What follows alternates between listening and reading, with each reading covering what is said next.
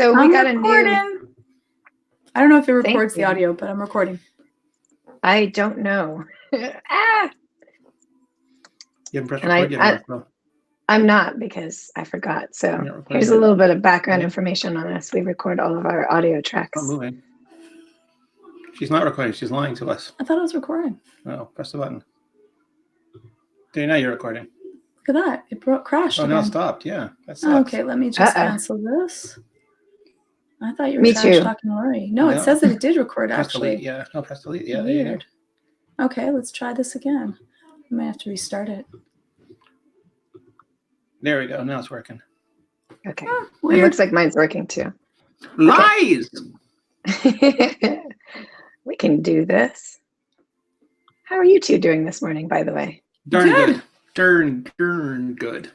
It's my little one's birthday. I went and picked up coffee and came back to George's place. Oh, you went to an amusement park last week, right? We did. It was a lot of fun.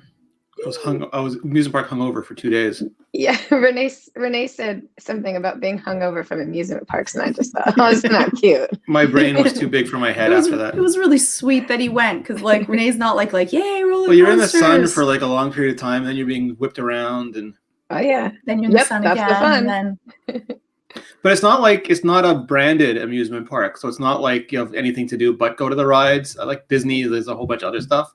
This is sort of like, here's a roller coaster, here's another roller coaster. Oh, look, a roller coaster.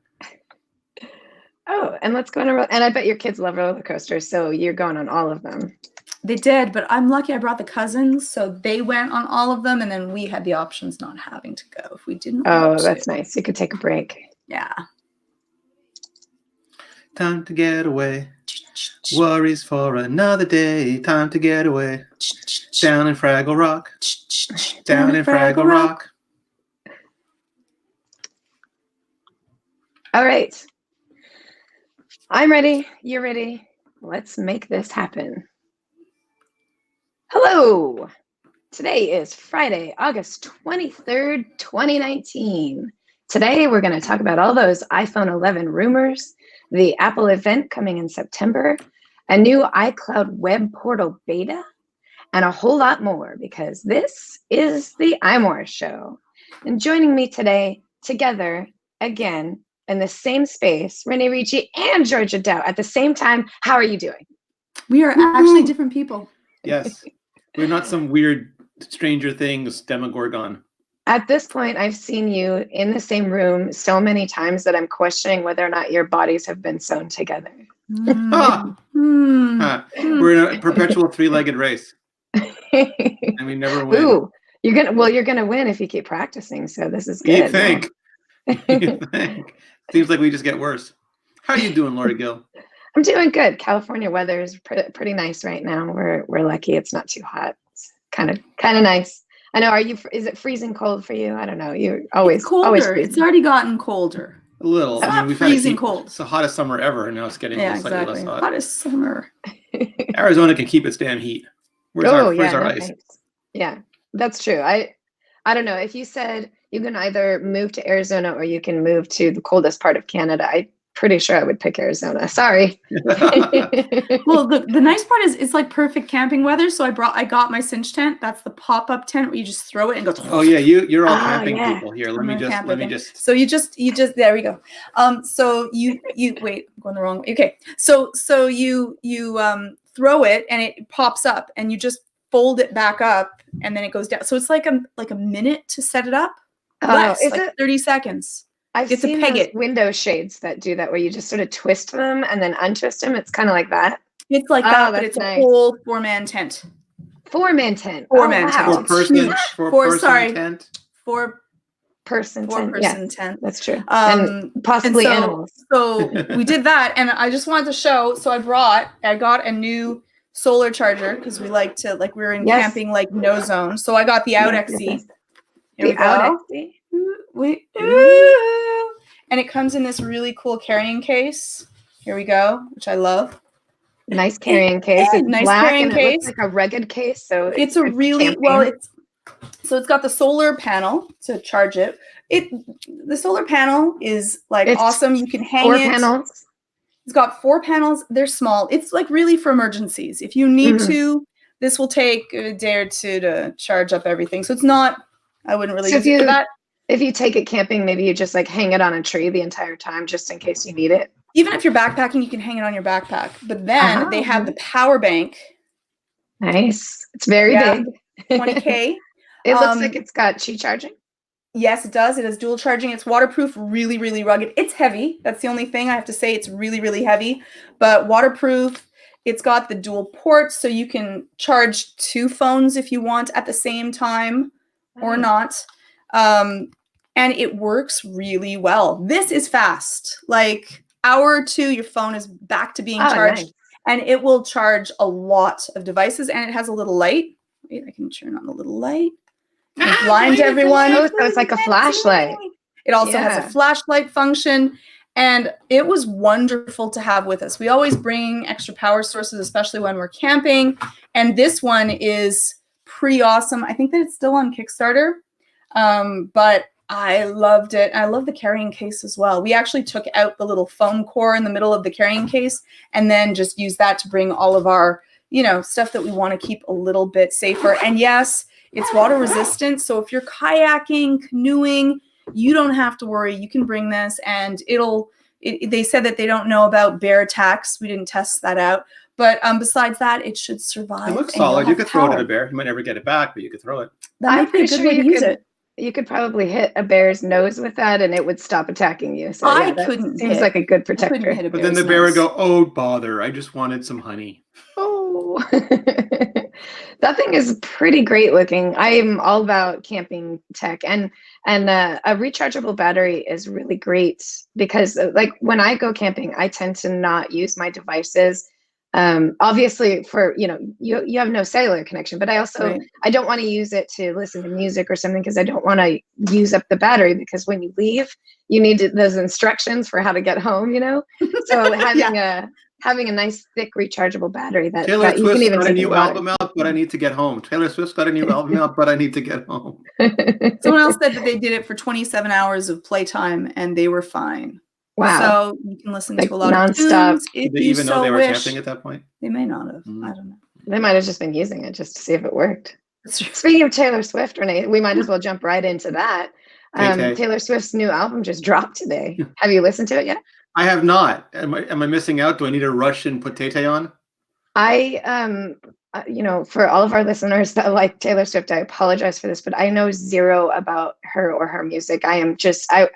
She got popular way after I was into popular music, so I haven't listened to anything, not even this new album. I even went and saw it on Apple Music and was like, I should just listen to this morning. And I was like, I just can't do it.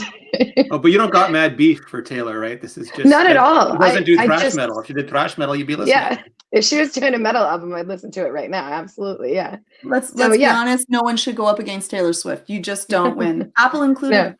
Yeah. I mean, she's tough. Yeah. She's pretty tough stuff. But in addition to just the fact that her album dropped today, there's this really cool thing going on in store at Apple Music. They're in their music lab. You can actually go into the store and remix her song, You Need to Calm Down. So it's like a music lab, but they're going to supply. So anybody who goes in and attends the music lab at their local Apple store that is doing this session, they'll give you a device to use, and they let you deconstruct the song and then just recreate it in whatever mix way you want. I look forward to, and I hope that they're allowed to share these tunes on the social medias because I love to hear a bunch of different remixes of that. I love hearing remixes of people's songs. I want to hear Don Melton take his trademark "Calm the F Down" and just insert "Calm the F Down." Dun, dun, dun, dun, calm the F. Oh, can you mix that with? Can you do like that's a what I'm mashup wondering. With, Taylor Swift? I don't know. They may only let you just remix the song itself just for copyright reasons, but I don't know. I haven't been to one of these yet, but apparently Billie Eilish had the same thing happen. I don't know how long ago it was, but that was another more recent music lab where you could remix her song. You Should See Me in a Crown. So I think this is great that they're doing this. It's kind of appealing to young people that with the music itself, but also giving all of us a chance to sort of experience what it's like to kind of dig into mixing and engineering and things like that. And I'm sure they're using, it doesn't say what apps they're using, but I'm sure there's a lot of, Apple specific and Apple GarageBand involved. most likely GarageBand stuff. So yeah, it's pretty fun. That's just a fun little thing. Look at the AR demo while you're busy doing it and just be totally tripsy. Like you'll think you're living in the 60s. Man, yeah. Do all of the Apple stores have the AR demo? I know the Cupertino one does, but I don't think they all do. No, I don't think so. They probably need installation support. Yeah. That's only for special people. So in addition to this great Taylor Swift thing going on, we also have been hearing over and over and over and over and over again about new things coming to the new iPhone this September. And one of the biggest ones that just came out just yesterday, I think, was Bloomberg's take on all of the things that we're going to expect at the Apple event, not just the iPhone 11, but also updates to the Apple Watch and whether or not we're going to see anything with HomePods or AirPods this year versus next year, new Mac stuff. So let's start first with some of the rumors that we're hearing about the new iPhone, the iPhone 11, the iPhone 11 Max, the iPhone 11 Pro, whichever one of those names you want to go with. But let's just generally stick with iPhone 11 for now, because I think most people understand that. And then when we talk about things relating to what we're assuming is going to be called the iPad Pro, we can just kind of separate that information. The Pro model might have this versus not this. So Renee, you also did your take on what to expect with the iPhone event based on your information, some of the rumors that have gone around. So let's start with you and with the iPhone 11 Pro. Yeah, so I think it's not going to be that complicated. I think just the R is going to be called the iPhone, and the XS and XS Max successors will be called the Pro, and they're going to keep having just extra camera stuff, OLED screens, that kind of thing. So we'll probably, I think the best way to look at it is sort of like the iPhone 7, where, yeah, it does look a lot like last year's iPhone, but it's got a new finish, in this case, frosted glass instead of jet black. But it's mostly going to be about adding an extra camera. And other phones have had extra cameras before, but they're usually in a horizontal or a vertical stripe. And what Apple's doing is putting them in a triangle where they're equidistant from each other. And that's supposedly going to allow them to do some really interesting math. The extra lens is going to be an ultra wide angle. So we already have the wide angle in telephoto. We're going to have an ultra wide.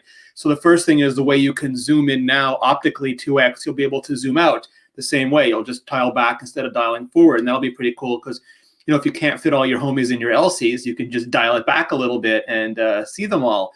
But then also you'll be able to do this interesting thing where when you take a normal photo, it's going to fire all the cameras anyway. And that way, for example, Georgia, whenever she takes a photo, I'm mysteriously half cut off. It's the weirdest thing. Just like now? It's like everybody's in frame and I'm half. But what this is going to do is take that extra wide angle photo and then use computational photography to remap it to be the same sort of aspect ratio, perspective, everything as the normal photo, and then give you the option to reframe it. I think they're calling it smart frame. So after you take the photo, if it's not centered the way you like, if someone is cut out, if you're missing something, within the confines of the larger space, you'll be able to actually move that frame around and readjust it to get exactly the people you want in the place that they want. So what if I want to cut someone out after? Can I do that as well? Yeah, you could always crop me out, okay, as you well know. Okay, but this does the opposite. It'll actually fill it. It's not going to keep the data forever. So like a month later, you won't be able to go in and do it. But if you do it almost right away, it'll keep that extra image information and let you readjust the framing of the photo, which I like, because a lot of times I feel like companies ship chipsets. They're like, oh, we got this cool new chip. Let's just put it in and everyone will figure out what to do with it. Lols. And then it's just like this piece of technology that nobody really does anything with except for maybe a couple Uber nerds. But Apple tends to ship like feature sets, not like, oh, here's an NFC radio, go have fun. It's like, no, here's Apple Pay. And this is not like, oh, here's an extra camera. It's kind of crappy, but if you want to do something with it, that's fine. It's like, no, here's an extra camera, and here's like how you can reframe pictures to make it pretty awesome. So I think the camera is going to be a big deal this year. What do you think about everyone freaking out over the square versus the idea of having the line thing? Do you think that that's just going to be better because it's going to be more useful, or? You can't do the same math if the cameras aren't equidistant. Apparently, I'm not an optical equidistant engineer. From each other. So yeah, so every camera is exactly the same distance linear. from you. Okay. Yeah, where in the line, some of the cameras are further apart. Right. So apparently that's important. The first time I saw the mock-up, or not the mock-up, but the sort of rumored this is what the new back case looks like, I was just like, no. It's hella ugly. But I've been It isn't pretty. But are cameras ever on the back of your phone so pretty? long. No, they're not. And They're I've been not looking really at it pretty for so anyways. long at this point that I just They're don't like really face huggers. notice it. Not that bad. No, they're like face huggers. They just don't. They No. just don't inject the phone. They're going to inject a phone in our stomachs. No. Oh, that's a whole different manufacturing process. Yeah. So okay. So when we're talking about the ultra wide or the wide angle lens idea, that the smart framing, as you're saying, it's partially using the new camera system, but partially using a little bit of a software to stretch it out for you.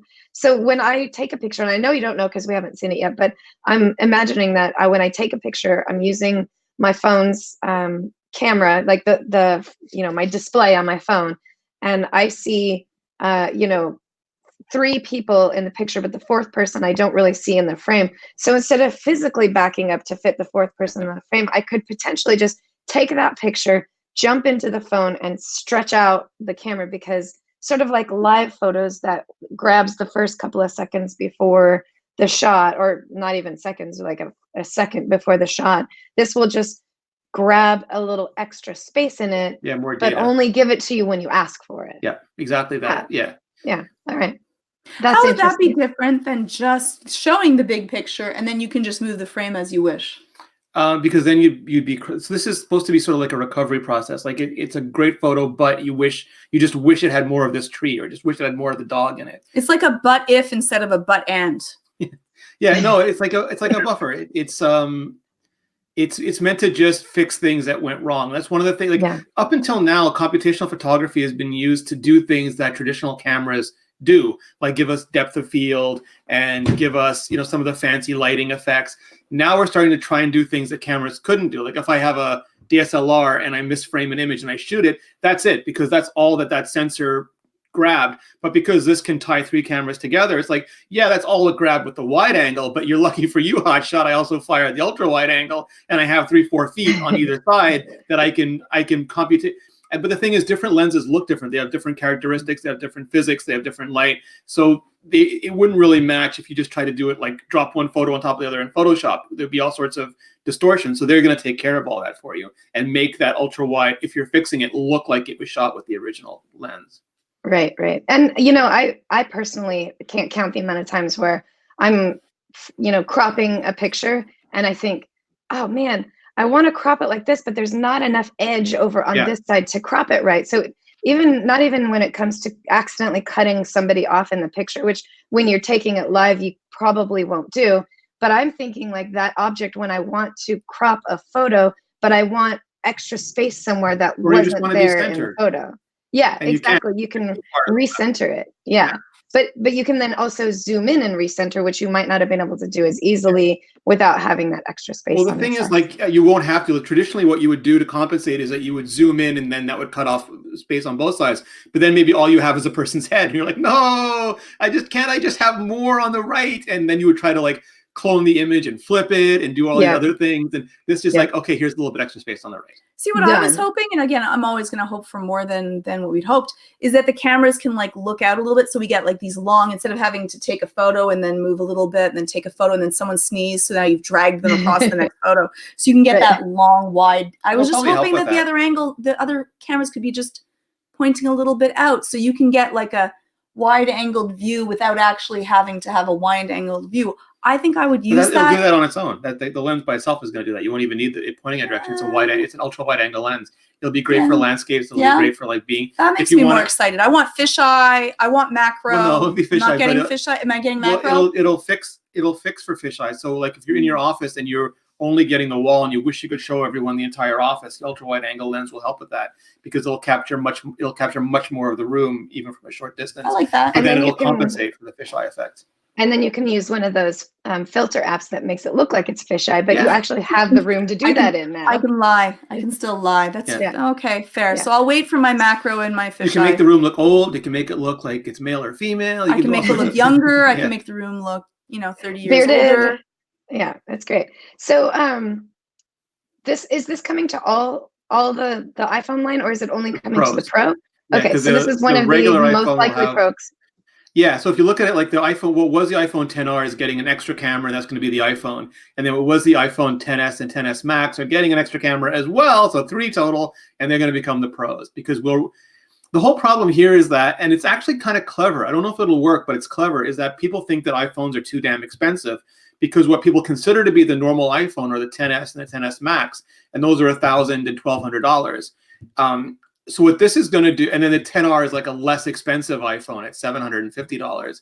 So what this is going to do is just reset that expectation. If the XR becomes the iPhone, then the regular iPhone is only $750 or $700. And oh yeah, you can get an iPhone Pro if you really want to spend $1,000, but only those geeks do that. Sort of like what Apple does already with the iPad and with the Mac. So it kind of fits the general branding and how we the context of what they've been doing for a few years. Right. Yeah. Yeah. So, okay. So then we've got the camera update, which is a big deal. Now, we're also hearing that there's going to be USB-C this year on the new iPhone. Does that sound right to you, Renee? No. So what they keep getting, I wish people would just read before they I like write. when Renee gets upset. No, it's because it's so clear and they keep doing it. And I think it's just for the clicks. The cable is going to, the cable in the iPhone right now is Lightning to USB-A. The cable in the next iPhone will be Lightning to USB-C. So the cable is getting USB-C, but the phone will still be Lightning. So what happens to all of your little wall plugs that we've like saved and stuck everywhere? Same as the iPad Pro. Like you'll have to get you'll either use your old one, get an adapter, or use the new one with the new brick, because it'll come with the new charging brick too. But I now have like 30 around. This is why you can't make people see. If they don't make it USB-C, the nerds will cut you. If they do make it USB-C, Georgia and the rest of the mainstream, billions of them will cut you. Did you just mainstream me? Yes. Oh, that's harsh. You're pretty basic, Georgia. It's harsh. No, I agree with you, Georgia. Actually, I didn't think that Apple was going to jump into USB-C this year. I thought they'd wait one more year because it is growing. The one thing I've noticed is I think I wrote a editorial about it. As a friend of mine asked me if he could borrow a micro USB-C cable, and I used to have dozens of them. Yeah. So I go in and I dig in my drawer with all of my cables in it, and what's on top? Nothing but USB-C. And that was to me a revelation of, okay, there are so many devices now, there are so many gadgets and peripherals and chargers and things that run USB-C that I think it's almost there, but I do still think it's still kind of in a wait, what do we have to do now? But so if we're can we talking still about, use though the old, like, because the phone one's going to be exactly the same, could we still charge it with the old ones as long as we have the full cord? Yeah, the only difference, well, as long as you have something to plug it into on the other end. But the big difference is that USB-A tops out its speed and it tops out its charging. So it is slower and it will not charge. It is slower to transfer data and slower to transfer charge. So by going to a USB-C cable, you'll be able to get faster transfer speeds and also faster charging speeds. So then the new iPhone will still have a Lightning port. Yes. But you can still use your old charging cables for. Yes. I'm okay with that. And then next year it might have a USB-C. We'll see. That's on both ends. Yeah. Do you think that the iPhone 11 and or the Pro models will come with a Lightning to USB-C cable? Or will that be something you just have to buy aftermarket because you can still charge your phone Lightning with a standard Lightning to USB-A? That's what they do now. Like right now, it's USB-A and you have to buy USB-C separately and you can charge it, but you have to buy it separately. I think now this year the rumor is that it's going to switch to the cable is going to switch. Cable is going to switch. Not the phone. And then next year the phone might switch. Yeah, they're working us into it. That's actually a really great idea. I think, Georgia, you've mentioned this before, that sort of getting us used to something before forcing the transition is actually good for our psyche. Apple will be sort of preparing us for the fact that next year, you now understand that there's this thing called USB-C and that it looks different and acts different than a USB-A. So then next year it might be all USB-C, but we're ready for it. We've kind of went, oh, okay, we're headed in that direction now. I'm still super salty though. I think that when they switched the MacBooks to USB-C, the iPhone cable should have become USB-C with a USB-A adapter at the end. And that way normal people wouldn't have really noticed. They would have kept plugging it in and nerds would have pulled off the adapter and been happy with USB-C. And that was 3 years ago.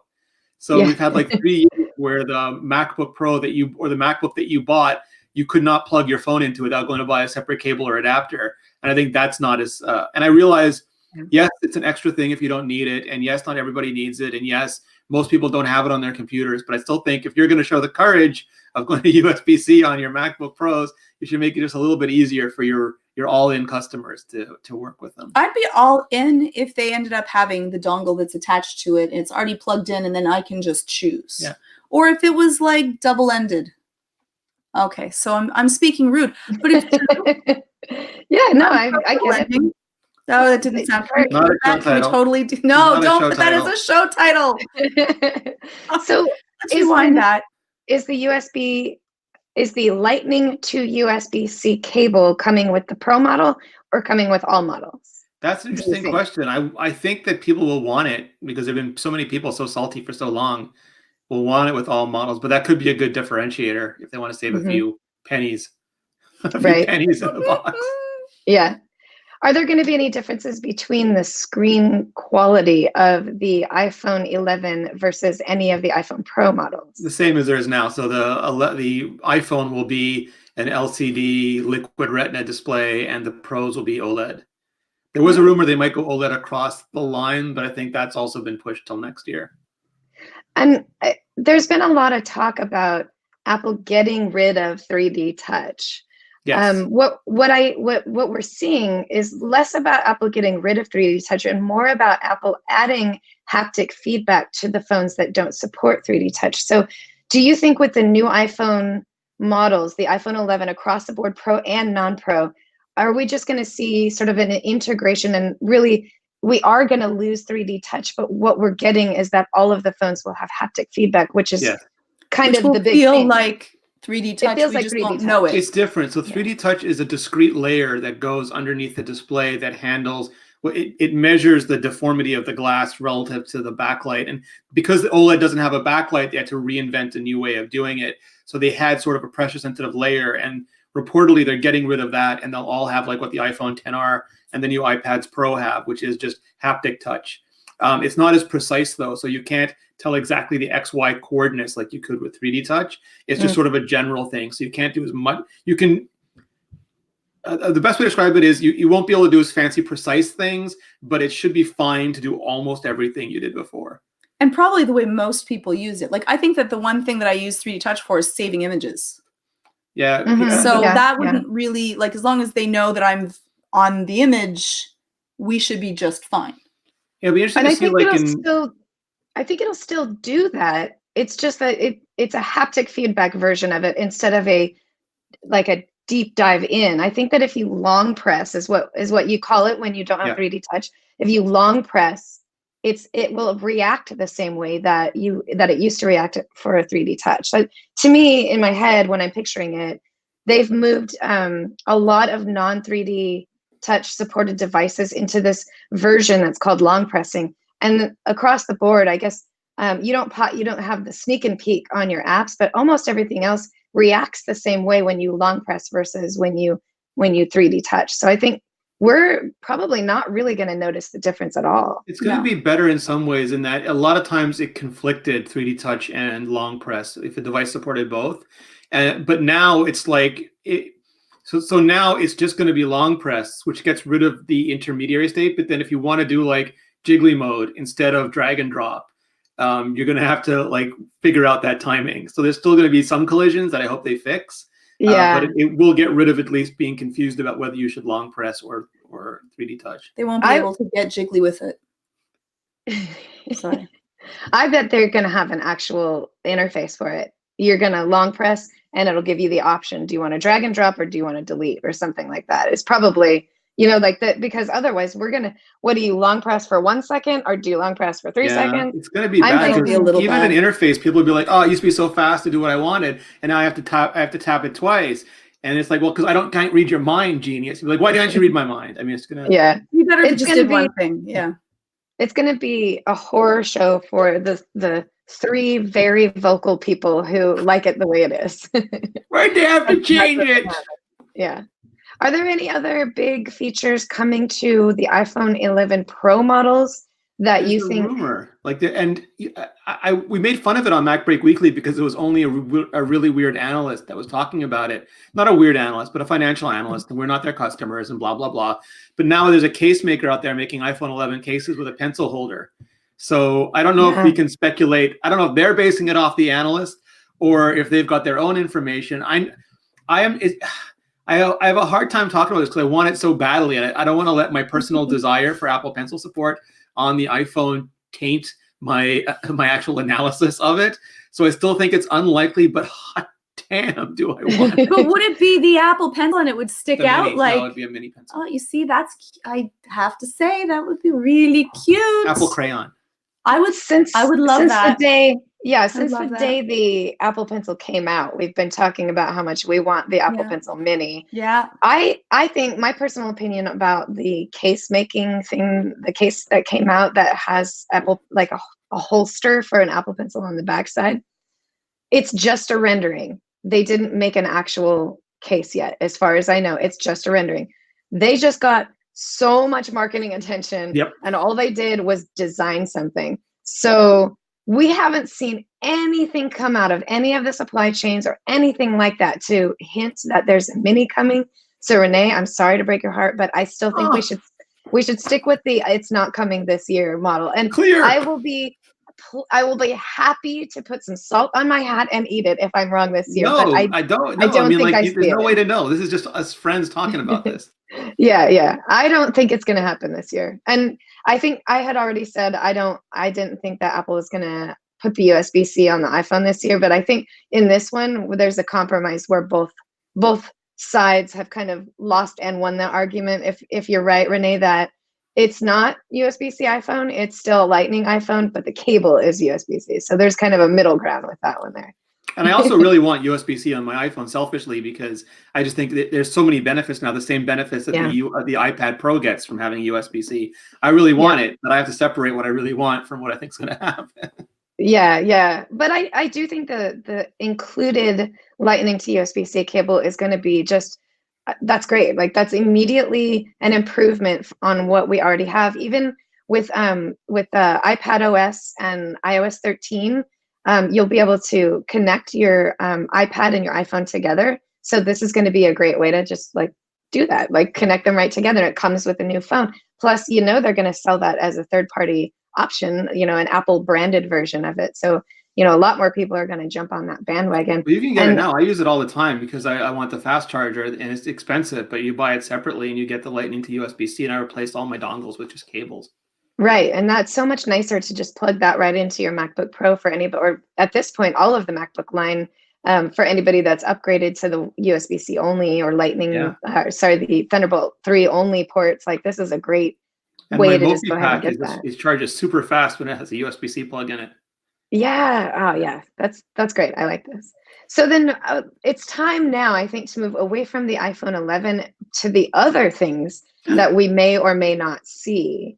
So Apple Watch is the next big thing that is almost always announced at the iPhone event or the September event or the fall event or however you want to word it. It's almost always updated at the same time as the iPhone. So we're expecting to see the Apple Watch Series 5. Now, rumor has it, it's not, the case itself isn't going to really see any major changes, updates, not a larger screen or a thinner anything. It seems like for the most part, the attributes of the case are going to be the same, except one thing, Renee. What's that? So let me just preface this by saying it's so funny to me. It's like the Apple Watch came out and the case didn't change through Series 1, Series 2, Series 3. Then it changed for Series 4, and immediately people are like, it's not going to change again for Series 5. No, you just sat through 4 years to get this one. You're not going to get another different one next year. And the Series 4 to me is kind of it's the perfect case. Like there's I feel the same way with the iPhone 10, iPhone 10s, whatever number you want to call. They perfected it. So why would they change it? We don't need it to be different just for different sake. It's perfect. So, start focusing on some of the software changes. I think I'm all on board with keeping this exact design for the next 5 years because I think it's the perfect Apple Watch. And so the rumors so far, I helped Brazil got inside the firmware and they found animations, basically setup animations showing a ceramic and a titanium casing design. And we've had ceramic before. We had it with white with the Series 2 and white and gray with the Series 3. It went away for the Series 4 when the Series 4 got gold steel, but now it sounds like it's coming back for the 5 and bringing its titanium friend along with it. So I can get an Apple Watch that matches my Apple Card.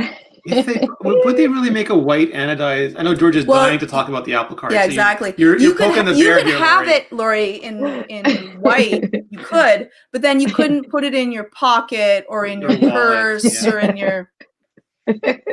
Okay, before we move on to the hilariousness of Apple Card, let's keep talking about Apple Watch for just a little bit longer. So would you want it white titanium, Lori, or would you like it? Because I would like it to be like metal titanium. Yeah. So Renee, you had mentioned in your Vector video, which if anybody is listening, go ahead and check that out at youtube.com/Vector show. No, just /Vector. I moved on up.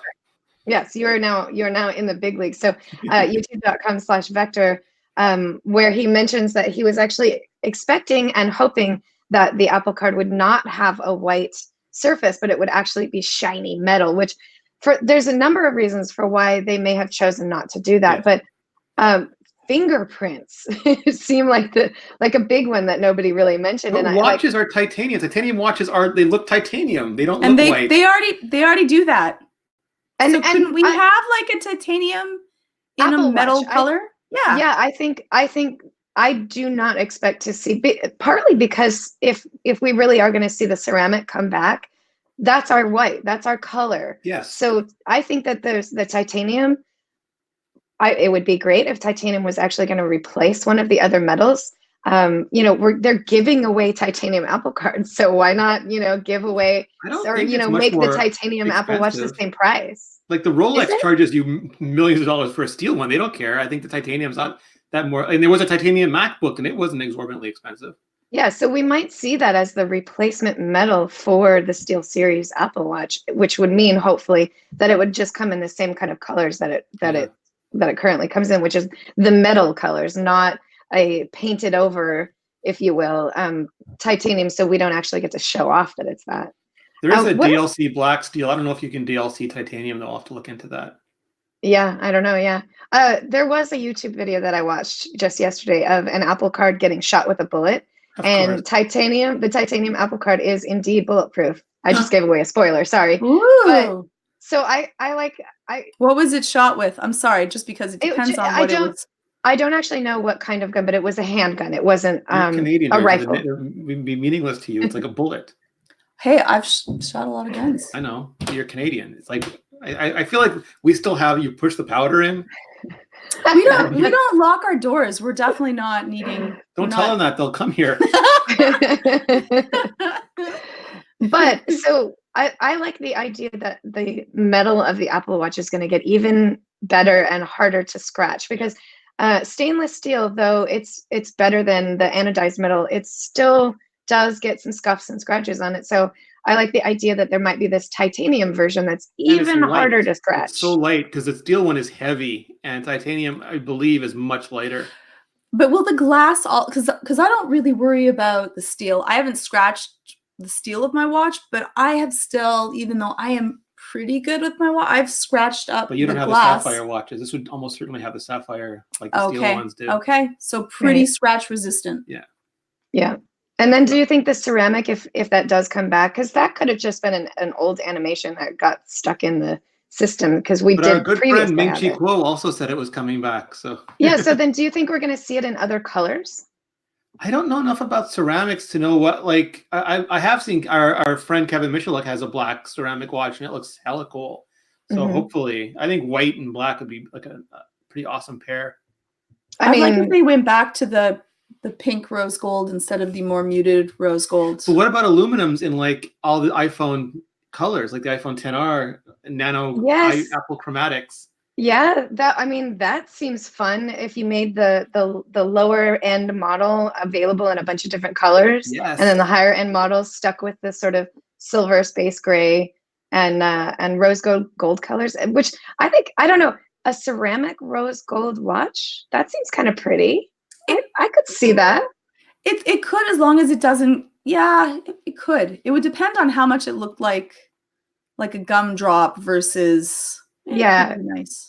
Right, but that color is incredibly popular these days, and it shows up in a lot of different ways, in a lot of different versions. Rose gold as a color does not have a very specific color scheme. So I think Apple could probably make that work. They could make the tint that we see with the rose gold in our metals look pretty neat on a ceramic. So I would love to see that. I'd like to see that, like a new ceramic color. Obviously, I wouldn't buy it. That one's way out of my price range. It's real pretty, but it's definitely out of my price range. But titanium, let's hope that it's buy going to it, be. but I have bought them in the past. But the thing is, if you change it every year, it's getting harder and harder for me to justify anything but the aluminum one. Yeah, Even though they have tougher materials, just because I'm going to be changing it in a year. Right. Because and the tougher material is great, but the interface right now, like I said, the Series 4 to me is the perfect Apple Watch in shape and size and everything. So there's no need to upgrade because that one is still perfect and it still runs fabulous, and mine is still not scratched up. So I'm doing a pretty good job with that. Renee, I ask for you, but the watch bands, are they still going to be able to fit? Do you think they're going to be changing the locking mechanism? So there was apparently a big discussion about that for Series 4, and they ended up being pointed out to them that yes, you have to make them still compatible. So I think once that fight was won, we won't see a change until the next redesign, and even then, or if ever. Yeah, I've told Apple that if they change it, they will find me lying on the floor inside the Steve Jobs Theater, just shaking. The moment they make the change, you're gonna rush the stage and just throw. But then they'll be selling adapters, so you'll have little watch band dongles. I thought of that, but it'll make the bands too loose. Oh no, that's true. Yeah, you'd have to just cut the end of your band off. Yeah, it just wouldn't work. Will they be thinner? The watch? Yeah. Well, if they don't change the design. If they change the design, then they'll make them thinner. Well, if the glass is changed, they could be slightly thinner. I but don't. I don't. I mean, like, not so this my year. hope is that if they go to, so there's been no rumors about it, but I can't see Johnny Cerrugi's Silicon team not making the processor better, because they've done that every year too. We had an S1, S2, S3, S4. This year we'll get the S5, and it should be more efficient. I don't know if it'll be 7 nanometer, but it could be. And Apple's done interesting things with the series. Originally, they used the extra power to make apps launch faster. They just pre-cached a bunch of apps. And over the years, they've done other things with it. Like more recently, they did make it slightly thinner. I would like them to just invest it in an always-on display. So keep it the same thinness. Oh, don't even get me excited. And just make an always-on display mode. Can we just then say it? I'm not going to get my always-on display. It doesn't have to be always on. It should allow you to put it in a mode where there's a watch face that is always on, if you choose. Like that's what I mean. Into that watch face. I just mean it to have the time. I don't need it to do anything else even in that, unless I tap it or do something. But I just want to have. And then if you go for yoga and you don't care if it's always on, you can slide it back into your sports face or whatever. I will scream. I will just let you know.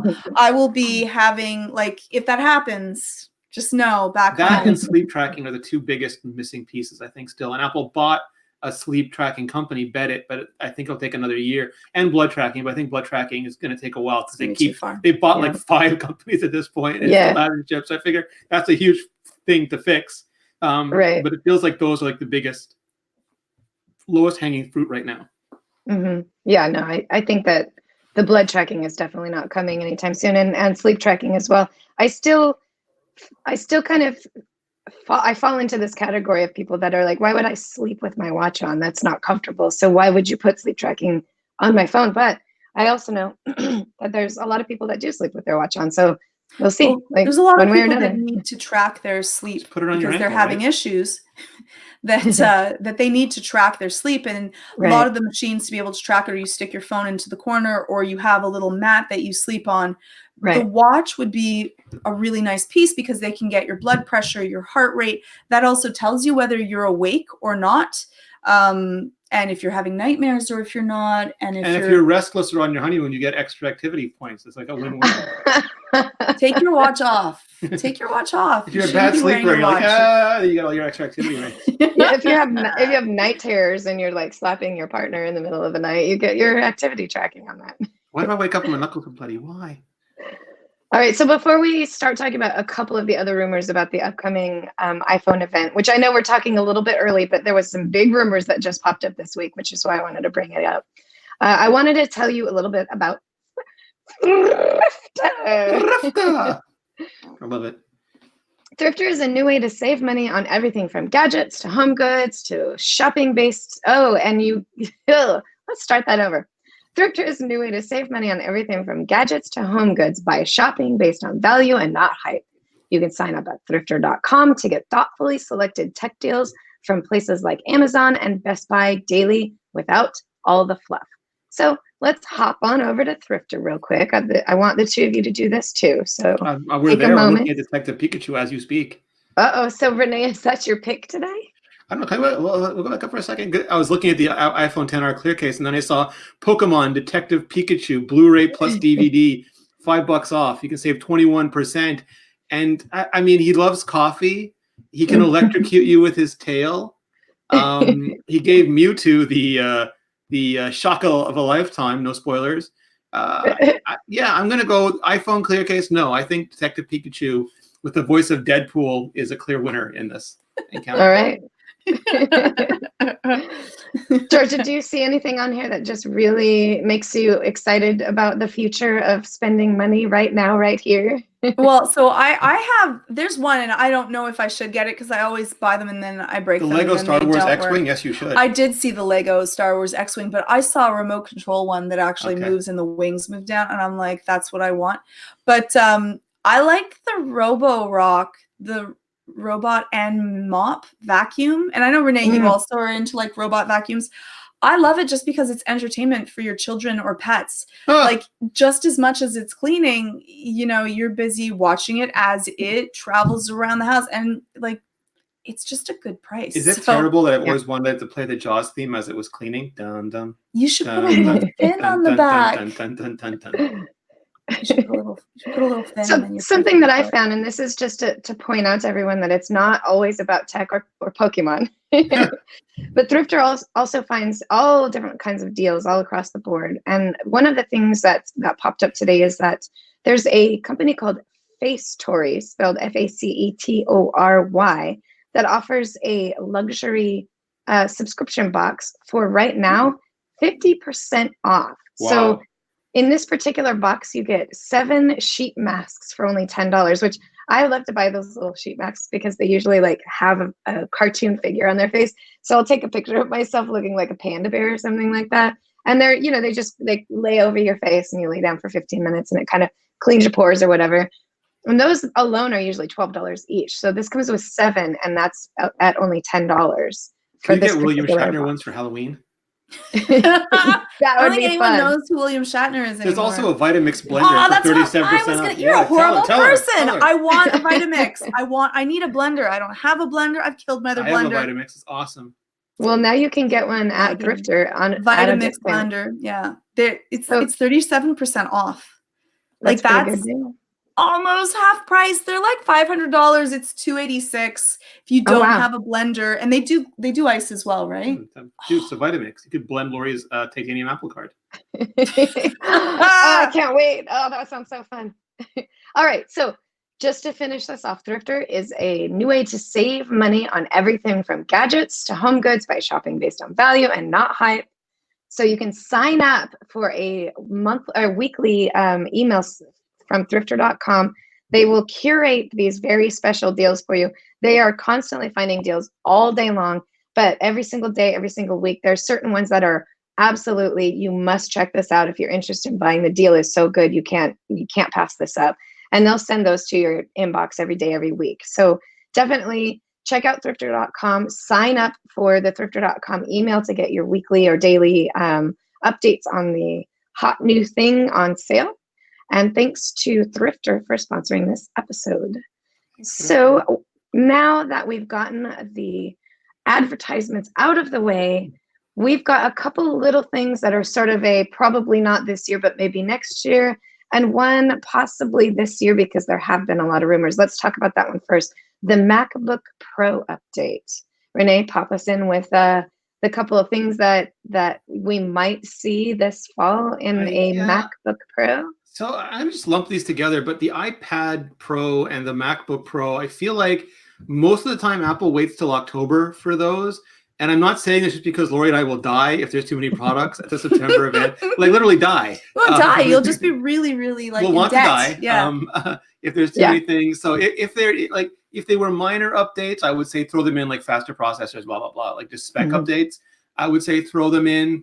Same with the new AirPods that are rumored, all that kind of stuff. If it's just like minor stuff, but if it needs stage time, please, in the name of all humanity, wait and do an October event. I know it's double the work, but everything gets the attention it deserves, and we don't feel like we are going to collapse under a large order. Yeah. I agree with you. Do it for you, Renee. right, Renee? Do it for Kristen.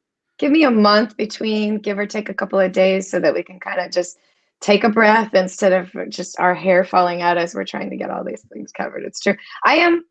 I'm excited to see, though, if not, hopefully not at the Apple event, but hopefully later this year, if they really do get a 16-inch MacBook Pro, while keeping the size of the case small, right? Yep. Is the idea that it's going to replace the 15-inch, but it's actually not going to change in the actual? Replace it immediately. It's going to come in on top. The way there was an iPhone 8 and the iPhone 10, my understanding, could all change, is it'll just be a new MacBook, like the new MacBook Pro, and they'll keep selling the old ones. It'll be the same size as the 15-inch, but have a 16-inch screen, so the screen will be closer to the old 17-inch size, and it'll have a scissor switch keyboard, so Georgia can stop, hating on the butterfly keyboards. And I've heard it'll also go back to the inverted T for the arrow keys, which I know a lot of people really want as well, and a manual escape key. So it feels like to me that since that Pro Workflows team came into Apple and they work directly with John Turnus, who's in charge of the hardware engineering, that they're just like, no, we need this. You don't understand. We're the ones using it. It doesn't matter how pretty it looks in the industrial design lab. We're the ones who have to type on it, you bastards. And, and it seems like they've been fixing all this stuff over the last 18 months. Right, and I think we heard that Apple had kind of brought all of these professionals in, and we're getting their feedback, and we're starting to see the effects of that feedback, which is, stop worrying about its design and start worrying about its functionality. And like, that'd be great if you can make it pretty, but how about let's make it functional first and then work from there. Yeah. And it's possible we'll get pricing information on the Mac Pro wheels, because we don't know that yet. We understand $1,000. We don't know how much it is per wheel. How many wheels you want? Yeah, I don't know. I feel like they're going to just leave that off the table. They saw that mistake, and they're just going to, when it comes out, then you can buy the wheels, and that's when you'll find out how much they are. Yeah. Do you think the Mac Pro and the Mac Pro stand and the display that is called the Pro Display XDR? XDR, thank you. XDR. Do you think those are actually going to be available right after the September event, or do you think that if there is going to be a separate event for Mac, it'll come out then? They said this fall, so maybe, like, my thing is they've already shown that off, so all it does is distract from whatever other new stuff is. So I would guess they might just say, and it's coming this fall, or blah, blah, blah, but I don't think they're going to want it to step on. I think that Apple's one of those companies that's usually smart enough to let each product have its space, like the reviews come out, and everything is like carefully staged so they get maximum attention. It's very rare that they'll just like dump a bunch of different stuff all out at the same time. Yeah. I guess on those occasions when it does happen, it's because their updates are so small that they're trying to make everything seem bigger than it is. Even like last year, the September event, like the end October event, it was very staged. Like one iPhone came out, the other iPhone came out 3 weeks later. The iPad Pro came out 3 weeks after that. The Air and the Mini came out at the same time, but sorry, not the Air and the Mini came out at the same time, but not everything else. So it was merciful a bit. Right. It was still hard, but it was a little bit easier than, I think, was it the year before where new MacBooks came out and new iPhones came out? I can't remember. There was that one year where I thought the world was ending. 2015, I think, was the first iPad Pro, new iPhones. It was just everything all at once. It was like 4 or 5 things, and I think the next year was like that too because it was AirPods as well. But they got delayed, which was also merciful. Yeah, so we didn't have to review them right away. All right, so these are the rumors that are coming up right now about, number one, what we might see at the Apple event, and number two, just sort of the pipeline of the end of this year, which for the most part, still Bloomberg's report still fits in with all of the early reports of the what Apple is probably planning for this year and some of what's planning for next year. I think in some cases we're seeing some things that we thought would be postponed, but it looks like maybe we are going to see them in just a couple weeks now. So that's lots and lots of fun rumors to talk about. Yeah. So let's talk about one thing that I know George is going to be happy to talk about that is not a rumor, but is actual fact. The Apple Card, which is titanium, is also coated in a white type of chemical. I don't know what it is, actually. I don't know what's coating it, but it's something that it's coated over the top of the titanium, and it's very scratch resistant. It's thick. It's not just like a little bit of paint that you can scratch right off. It's definitely embedded in there pretty thick. But Apple earlier this week released a support document explaining how to care for your Apple Card, which I still say they're just being funny at this point. You're still laughing. Yeah, they think it's funny to have something like this, so they decided they would give it to us. Because number one, Renee, you and I have already discussed this. Credit cards get gross. They just get dirty. They get gunk on them. They sit in our wallets. They get scratched up. The strip on the back just fades away. Your beautiful signature just eventually gets a big blob. That just happens with credit cards. Nobody has ever expected their credit card to stay pristine. But here we are with Apple showing us how to keep our cards pristine. And so here's the thing with this is that this was an opportunity because yes, I've been so happy when I've got a new credit card and it doesn't have like all the plastic turning up on the corners and it's not blotchy and it's not faded. But I felt like Apple could have changed this. Like I don't want Apple to be as good as my other deteriorating cards. And especially with, like when I heard titanium, like yes, this is going to be super resilient. And then I have to care for it as though it's like a piece of like it's a white sofa. It's like you were so close. Why couldn't you make it better? Yeah, so I guess I see what you're saying with the fact that it's white and then, it's like a white pair of jeans or a white sofa that it's harder to take care of. But I still stand by my idea that like, it's a credit card. So what if it gets all dirty and mucked up? But wait, no, this is an Apple card. They came out with this beautiful silver titanium card that we were all expecting. And then they said, no, wait, we're going to coat this in a white type of plastic that your dyes from your pants could then change the color of. And I'm sorry, my cards get dirty. The corners do not pop up, but they are not absorbing dye. I don't have to treat my credit cards, nor would I expect to with any sort of special wipe like I would on a vase. This card was supposed to be in my mind, Captain America indestructible titanium, beautiful silvery color, and it looks svelte. And you end up with this laminated or whatever it is on top of the bloody card. So now it might as well not be titanium. Georgia, you can't eat Cheetos with this card. I can't cut open anything. I can't do anything. I can't even stick it into my, I'm sorry. I had to, when I first heard the rumors of the care things, I thought this has to be one of those clickbait articles. And then I read it from Apple's support and I went, are you kidding me? You can't put it on leather or denim? I'm like, oh, okay. So not in a wallet or in your pocket or in your iPhone case, which are leather. I'm like, this is absolutely ridiculous. So mad, whoever wrote this up, not just who wrote it up, whoever decided to stick the white plasticized version on this titanium card. No, plastic wouldn't stain. This is some weird surface. It's worse than plastic. I want to speak it's got with a them matte because finish. when I thought of that, it's so ridiculous. Angry. It's ridiculous. But then they wrote the support thing, and the person that wrote the support article, so that people don't get angry, because now they say they have plausible deniability. Well, we told you not to put it on your jeans or in your leather. You got mad so when now we didn't it's tell you your about fault. the HomePod. Now we're telling you you're getting mad. You're just never happy. Like, why didn't they just make this? They had it. It looked amazing. I wanted this card. It looked so bloody cool. And then they go, oh, well, look at these white earbuds. They look so great and cool. They don't. I don't want them in white. I want them in black. Stop doing it to me. I don't need to advertise for you. I want something that looks cool. And then they coated it in white. And I went, you know what? That is, I'm just going to say it, a kind of ugly card. I'm sorry. You can send me all of your hate. Titanium was sick. Yeah. White, a little bit meh, and now I have to care for it. You're going to give me something like You have a job now, Georgia. You're 2 or 3% back. I have to get back in wiping and cleaning this. Cleaning my little card. It's going to come with a little microfiber Apple display cloth on it. It's absolutely ridiculous. I'm staying very quiet now so I don't get hit. No, you know how excited I was. You heard me, Lori. I was ready. I was ready for the hacks, and now the hacks are going to be like how to clean how you have to put a special coating on the card. It's like Captain America when he found out Thanos could cut through his shield. You know what they're going to say? They're going to say you were carrying it wrong. You were caring for it wrong. You were pocketing it wrong. Yep. Right. So I think that you are the voice of a certain number of people who are outraged by it too. And your voice does mean to be I'm like, heard. who isn't? Who isn't when you found out you can't put it in your jean pocket? You didn't care.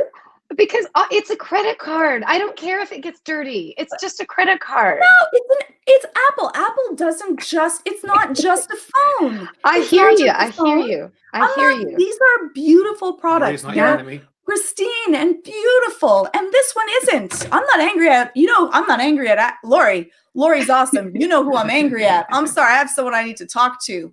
We had a discussion for whoever. They're beautiful, beautiful. It's designed. It's pretty. So do you think so? If Apple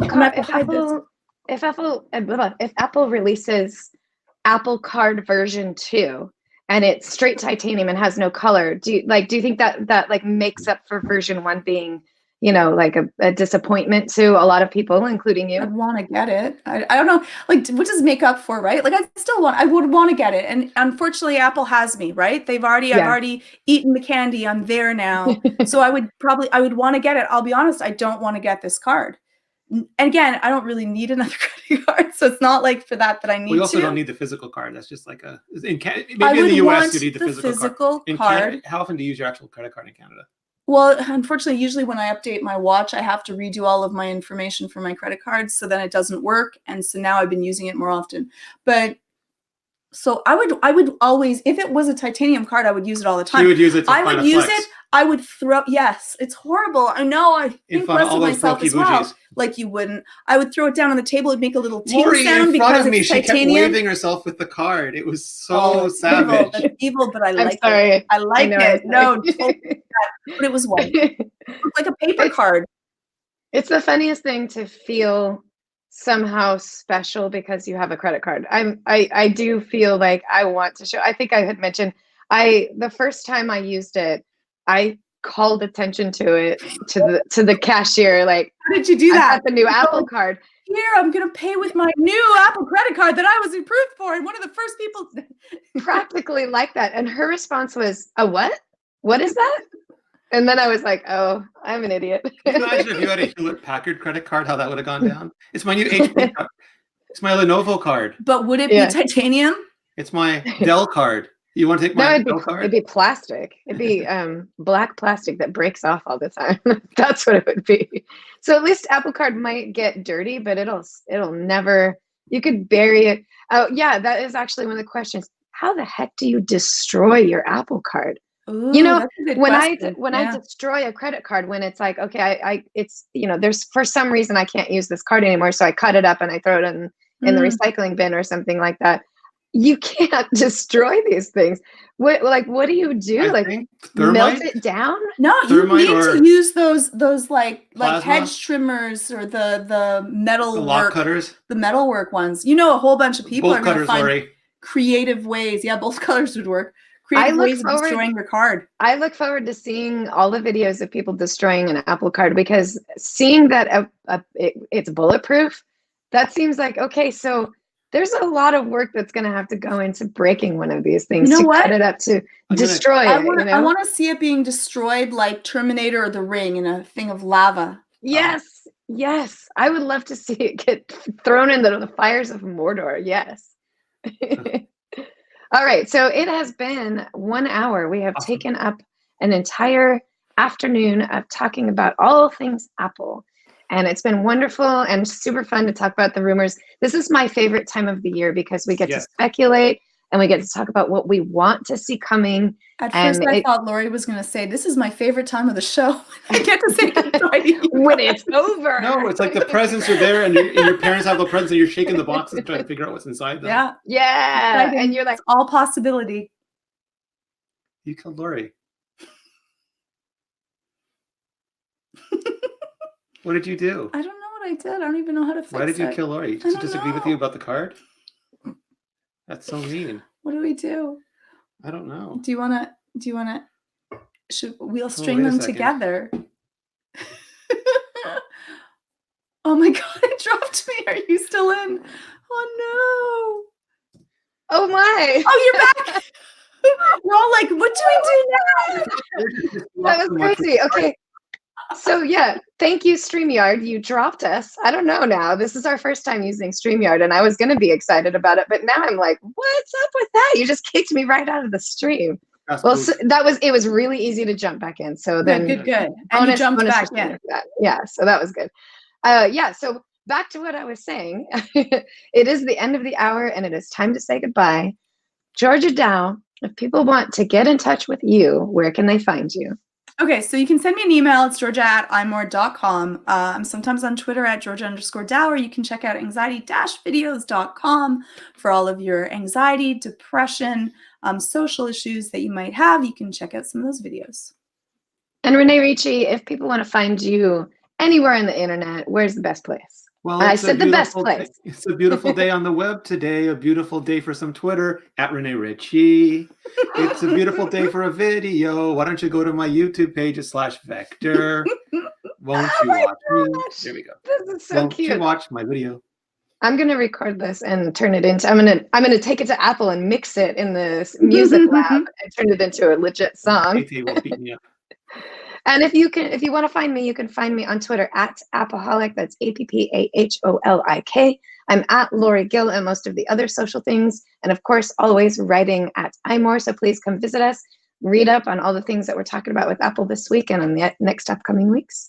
Thanks to Jim Metzendorf for being so wonderful and taking good care of us. These last couple of weeks have been a little stressful. We haven't had the video stream. And so he's been just a pleasant person to have on our back supporting us. So thank you, Jim. And thank you to all of you, all of our listeners, for sitting around and chatting with us in the YouTube channel when you pop in. It's been really great to have you in there. And we hope to keep doing this for a long time coming. So thanks and have a great afternoon. Thanks, Lori. Thanks, Georgia. Right. Bye. I'm going to stop now. I don't know how to stop. We're going to send. Thank you so much, Lori. We're going to send up our audio. Here we go. Okay, yes. Have a good one. Bye. Hey, goodbye. I'm ending the broadcast now.